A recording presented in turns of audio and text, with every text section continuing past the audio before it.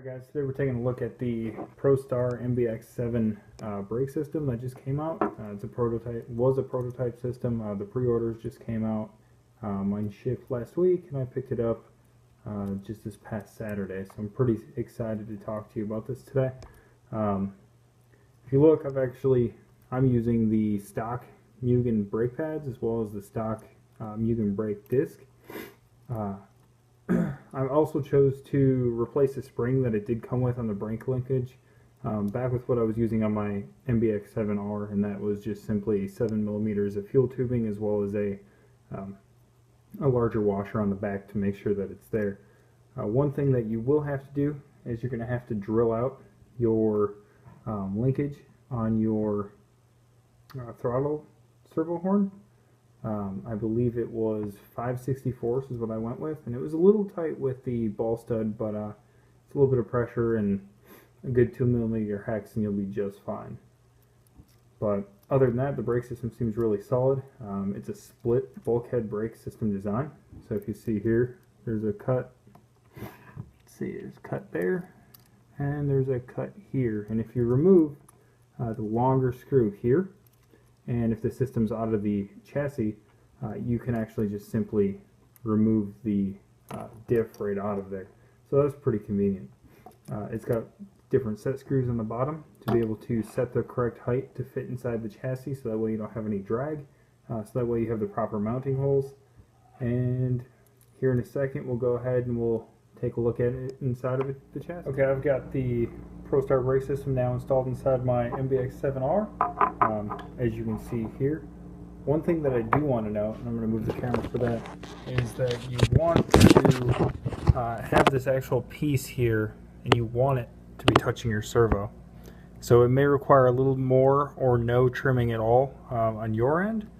However, I'm running the Tessman Savic servos, and I needed no trimming at all, so that was kind of incredibly convenient.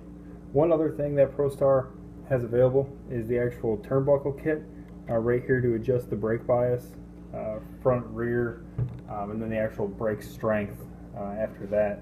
So it's kind of neat. They also have a little thumb screw that's coming out. It looks like it's going to be printed very similar to how the bulkheads are, in a very strong material.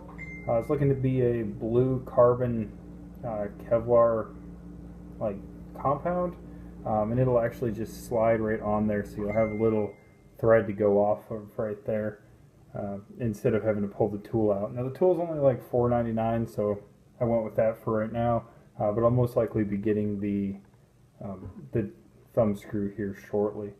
One thing that's pretty neat is that this brake system actually has two holes up here. If you look, I've got a screw in one, there's another hole available there where you can mount different air filter, hanging wires. So I'm running the Team Losi air filter for the 8 buggy.